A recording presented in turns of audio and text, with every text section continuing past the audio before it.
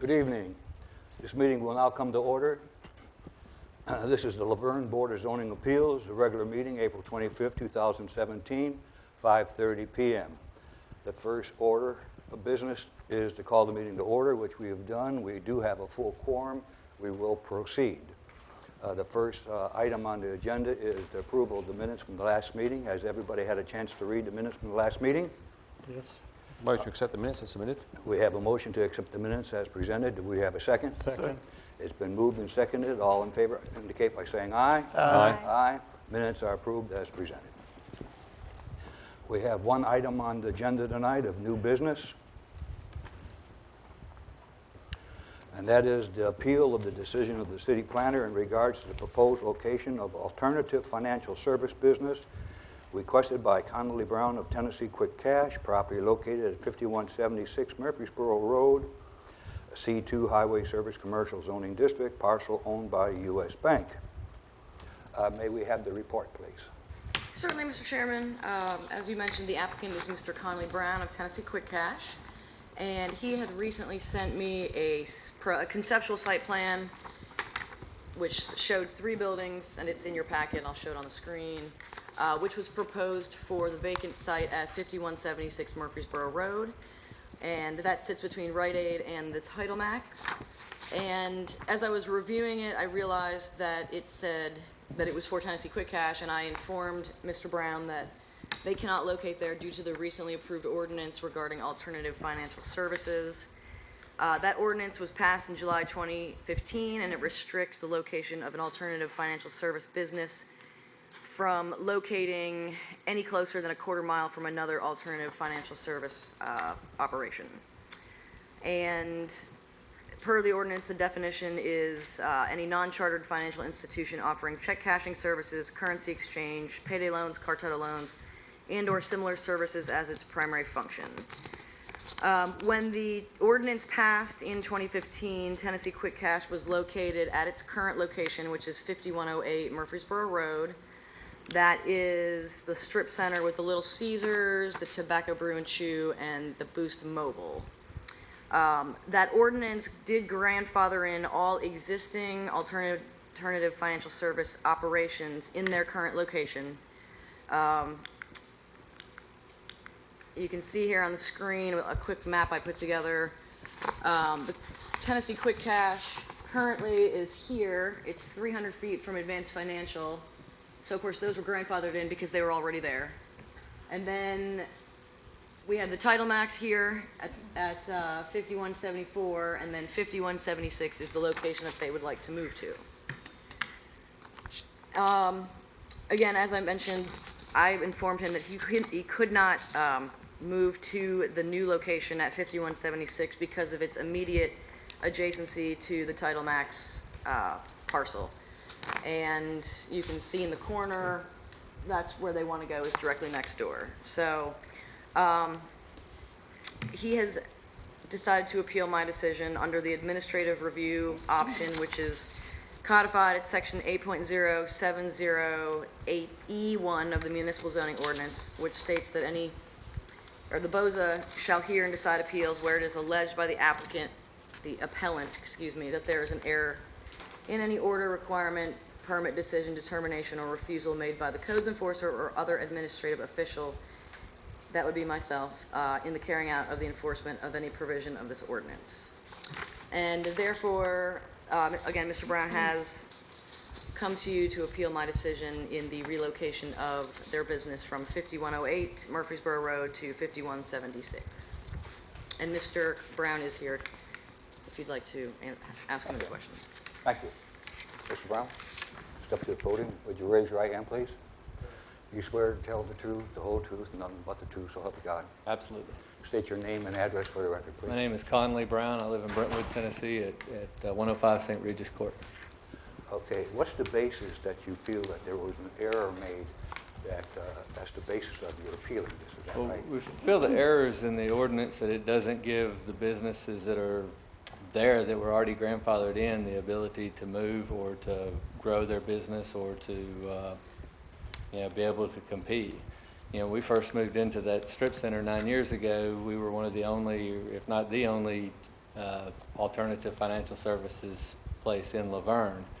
Obviously, it's hurt our business and has been very detrimental to have Advanced Financial move in and have a 7,000 or 8,000 square foot building right next to us that's standalone, and we're stuck in a little strip center. It makes it hard for us to compete. So while we understand that, and we believe that the ordinance's intention is to try to keep new businesses, you know, having a clustering of new growth of, you know, any one type of business that in the area, we don't believe that we're that. We think that we're just wanting to relocate to where we can be more competitive. We think we need a freestanding building. You know, at this point, we operate 22 locations in Middle Tennessee. We own 17 of our properties that we operate out of. You know, it's been our goal to try to, you know, live the American dream and own all the properties that we operate out of. We don't want to pay rent. We prefer to, you know, be our own landlord, if you will. You say you own 17 properties? We do. Are there any other in Laverne? No, sir. Okay. Any other comments? Just asking for help with this, if that's at all possible. I'll open the questions up to the board. Board members have any questions? I do. Sir, do you, did they explain to you what it means to be grandfathered in as a business? Be grandfathered in to mean that we can still, what if I lose my lease? It doesn't provide, I mean, no, nobody's exactly explaining what grandfathered in means, but. My understanding, and they can correct me if I'm wrong, my understanding is that when you're grandfathered in, you're given an exception to the rule. Right. Of the new rules that come, but you have to remain in your present location and operate it continuously unless there's a fire or something, you know, and then you have to start it back up within 6 months in the same location. You can't just up and move it once you're grandfathered in, because that's, you give up the rights to being grandfathered in once you try to relocate or move it from that present location. And then you have to go up to the new codes or new ordinances and regulations. That's my understanding. Am I right, Christian? Yes, as I actually mentioned in the report that by moving his business from its grandfathered location, he would have to abide by the new locational requirements of the new ordinance. Right. Do you have a sign presence on the main road where people can actually see you so that you have a little bit of, you know, you can compete with Advance? Do you have like any type of right to have a sign there right on Murfreesboro Road? Right, but I have a pretty small sign compared to what they have with their 8,000 square foot building. Have you talked, I understand that, getting around the fact that once you're grandfathered in, you have to abide, and you try to move that you lose those rights, and you have to abide by the new regulations. But has anybody talked to you about possibly getting a bigger sign so that you can have a better presence? Well, no, the signs that are there, we're maxed out on our storefront sign that we have there by the city ordinances and rules. We always put as big a sign as we're allowed to when we move into a location. We think signage is very important, you know, so, you know, we can't really do much else with the signage that's there. We don't own that property that we're in, so even if we did, it's, you know, they're not gonna let us probably put our own pylon sign up on their property just for our business. So from that standpoint, we think that, you know, grandfathering a business in should mean more than just in that location. We think that at some level, it doesn't make sense to, if I lose my lease, to have a death sentence for my business. Yeah, I understand that. The grandfather, excuse me if I may, the grandfather clause, as I understand it, is really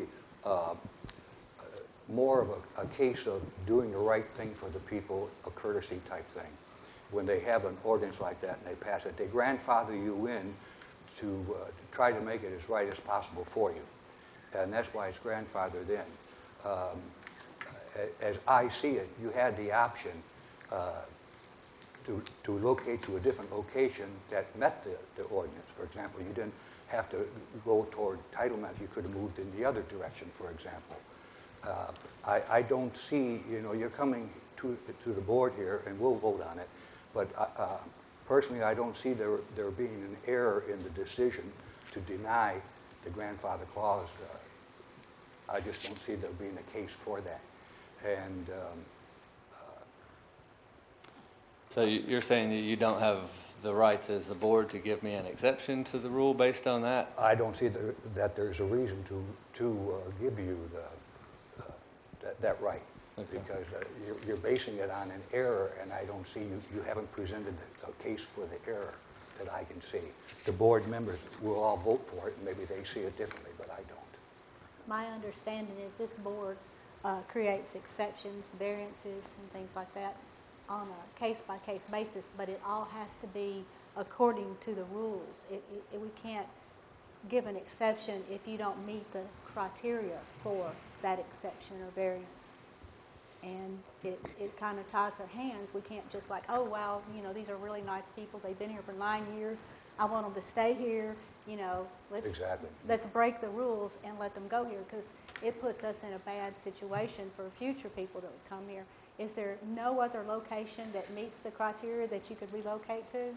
Well, we have been trying to buy that property for well before y'all put the ordinance out there. I mean, you know, it's something we had our eyes on and been in conversations with them. They just finally got to the point where they gave us a price that we were willing to buy and do the development. You know, only one of the properties there is going to be a Tennessee Quick Cash. We were developing the whole property. So, you know, I mean, our intention was, you know, all brick buildings that we thought we were improving Laverne. We weren't trying to sneak up on anybody. We really, when we first submitted the package to Kristen, didn't realize that there was a ordinance in Laverne. We knew that you know, Smyrna and Murfreesboro had passed the ordinance, but we just went under our radar that Laverne had passed the ordinance. So, you know, putting the contract on the building and working towards that, you know, something that we had had in our sights for, you know, the last several years. It wasn't something that just popped up. You know, obviously, you know, I think y'all passed the rule right after Advanced Financial moved into that. I think maybe there might have been a lot of complaints about that from citizens that live here, because it's such a prominent position. I understand. And it's what our only three-story I wish y'all could building. have stopped that from happening. I mean, you know, I love the people there. I know the owners of the company. They're from Tennessee, and they're good people too. So I've got a question for you, sir. So you mentioned just in your last few paragraphs that you were aware that the ordinance was going through. I was unaware that the ordinance You were had passed you were in unaware. Laverne until after we had already paid for engineering and already started working on this project with the intention to buy it. So we always get permits before we actually close on the properties. We always give ourselves a contract window where we spend money to verify we can do everything we want to do with the property. And So how many years you been in Laverne, in your present store? 9 years. 9 years. And you are aware that when we pass an ordinance, it goes through a procedure of not only through the Planning Commission, through Mayor Alderman, and a public hearing. Yes, sir. Okay. So, you know, if you're part of Laverne, you should, and you're in that type of business, you should have been aware of it. It was notified in both the public press as well as the newspapers. Mr. Chairman, I'd like to make a motion to deny the motion as submitted. There's a motion on the floor to deny the petition. Do I have a second? I make a second. It's been moved and seconded to deny the petition. We'll take a vote by voice. Yea or nay? Do you move Yea to deny. Deny. Aye. Aye. Aye. Aye. It's unanimous to deny. I'm sorry. Thank you. There being no further business before the board this evening, this board meeting is adjourned.